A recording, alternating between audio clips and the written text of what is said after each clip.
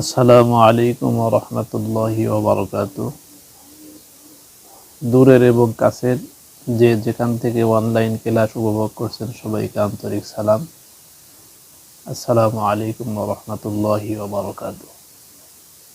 আজকে তাশরিহুল কুদুরের 4 number class. আজকে ওযুর ভিতরে কি কি সুন্নাত আছে এগুলো ইনশাআল্লাহ কিতাব থেকে বর্ণনা করার চেষ্টা করব। ভিডিওটি শুরু করার আগে সবাইকে আমার অনুরোধ, ভিডিওটি বেশি বেশি লাইক, শেয়ার এবং কমেন্ট করবেন। দিন প্রচারের উদ্দেশ্যে অন্যকে পৌঁছে দেবেন ইনশাআল্লাহ। যাই হোক, সরাসরি আমরা কিতাব থেকে আলোচনা শুরু করি। সুনানুত তাহারতি, আর ওযুর সুন্নত সমূহ হলো সুনানুত তাহারতি। সুনানুন শব্দটি হলো সুন্নাতুন শব্দের বহুবচন, আর তাহারত শব্দের অর্থ হলো পবিত্রতা, এখানে উদ্দেশ্য হলো ওযু।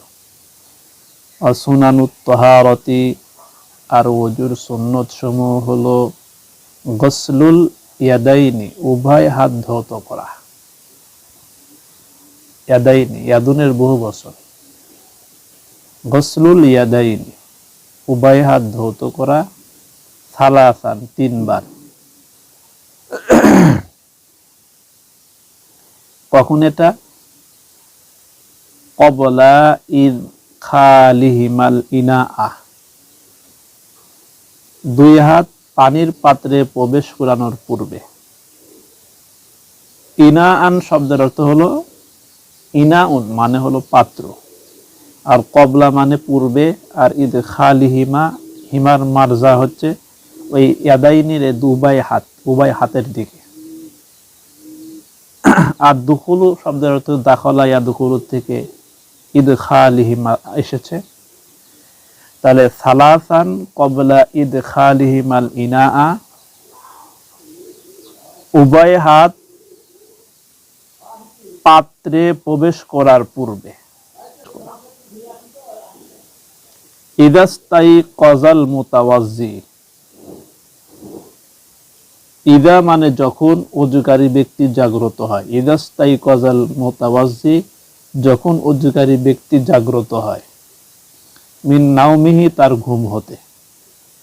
অর্থাৎ যখন কোনো ব্যক্তি রাত্রিতে ঘুম থেকে জাগ্রত হয়ে ওযুর ইচ্ছা পোষণ করবে, অথবা দিনেই হোক, যে ঘুম থেকে জাগ্রত হওয়ার পূর্বে পাত্রে তার হাত প্রবেশ করানোর পূর্বে 3 বার উভয় হাত ধৌত করা, এটা হচ্ছে সুন্নাত।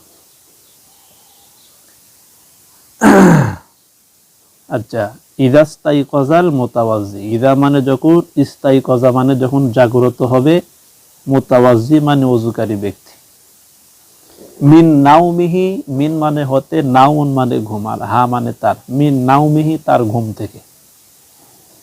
এটা একটা সুন্নাত। 2 নম্বর ওয়া তাসমিয়াতুল্লাহি তাআলা, এবং আল্লাহ তাআলার নামে শুরু করবে। ওয়া তাসমিয়াতুল্লাহ, তাসমিয়া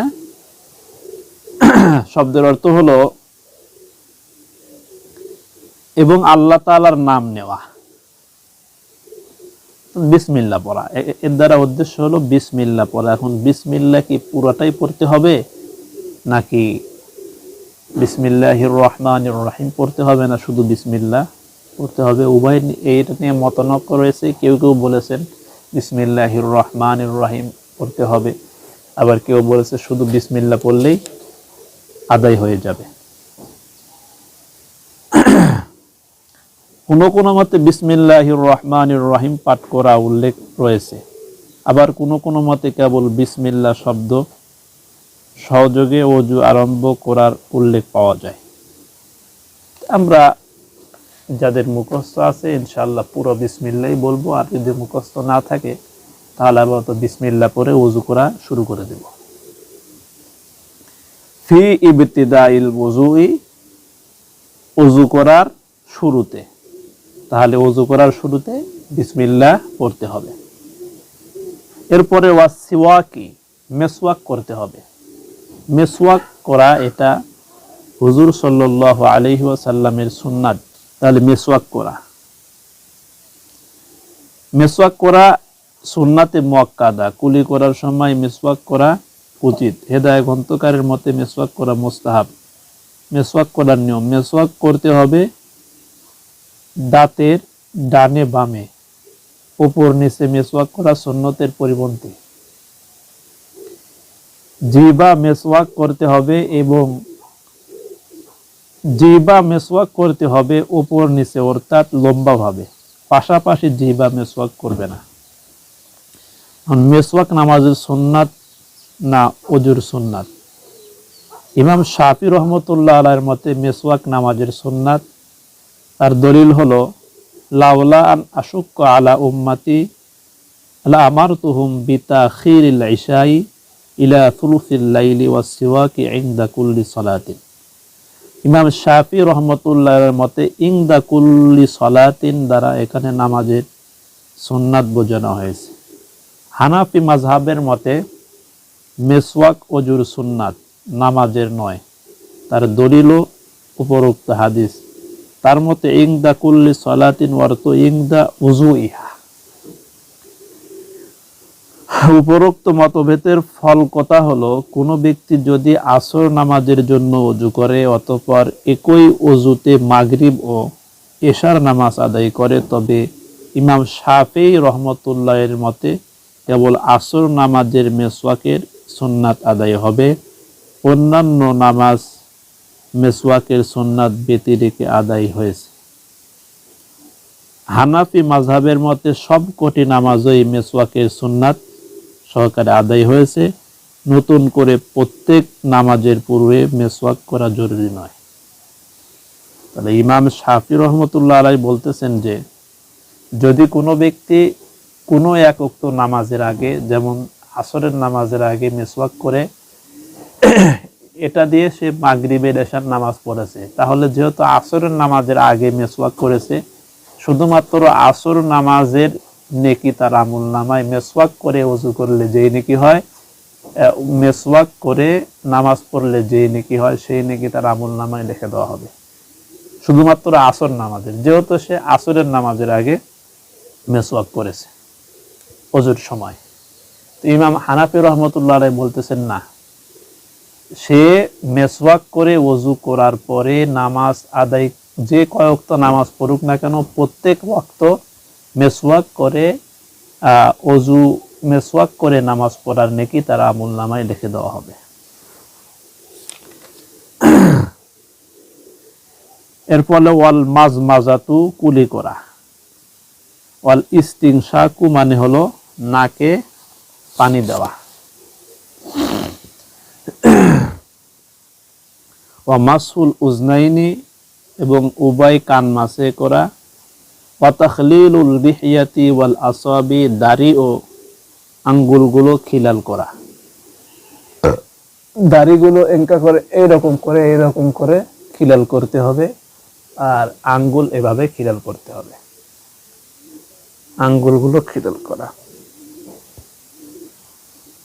এই আঙ্গুলগুলো এইভাবে খিলাল করা, আর পায়ের আঙ্গুলগুলো পা বের করে ধারাবাহিকভাবে এক একটা করে খিলাল করতে হবে, এগুলো সুন্নাত। ওয়াতাকরারুল গাসলি এবং ধৌত করার পুনরাবৃত্তি করা, অর্থাৎ ধৌত করার পরে, একটা ধৌত করার পরে আবার ওই অঙ্গকে ধৌত করাকে পুনরাবৃত্তি বলা হয়, মানে বারবার করা। ইলা সালাসাতি, 3 বার পর্যন্ত, অর্থাৎ ধৌত করা পুনরাবৃত্তি মানে একবার ধৌত করবে, করে আবার ধৌত করবে, আবার ধৌত করবে, 3 বার পর্যন্ত প্রত্যেক অঙ্গ ধৌত করবে।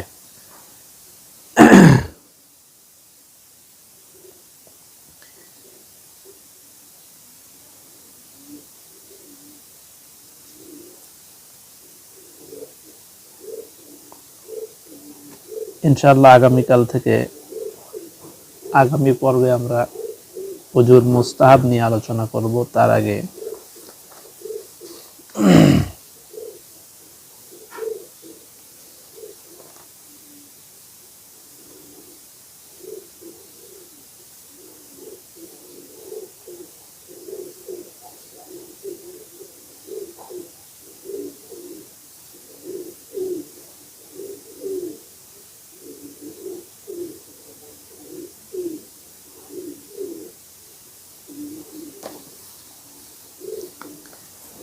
কাউলুহু আল মাজমাজাতু, কুলি করার বিধান।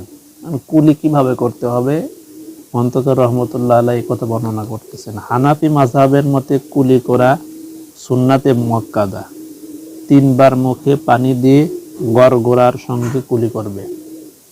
রোজার অবস্থায় গড়গড়া করা মাকরুহ। কুলি করার সময় প্রত্যেকবার নতুন পানি ব্যবহার করবে। কেউ যদি একবার পানি নিয়ে একই পানি দ্বারা 3 বার কুলি করে তবে সুন্নত আদায় হয়ে যাবে। কারো কারো মতে আদায় হবে না, প্রত্যেকবার নতুন পানি নিতে হবে। এ পর্যন্ত সাথে থাকার জন্য সবাইকে ধন্যবাদ। পরবর্তী ক্লাস দেখার জন্য সবাইকে আমন্ত্রণ রইল ইনশাআল্লাহ। এ পর্যন্ত সাথে থাকার জন্য সবাইকে ধন্যবাদ। আসসালামু আলাইকুম ওয়া রাহমাতুল্লাহি ওয়া বারাকাতুহু।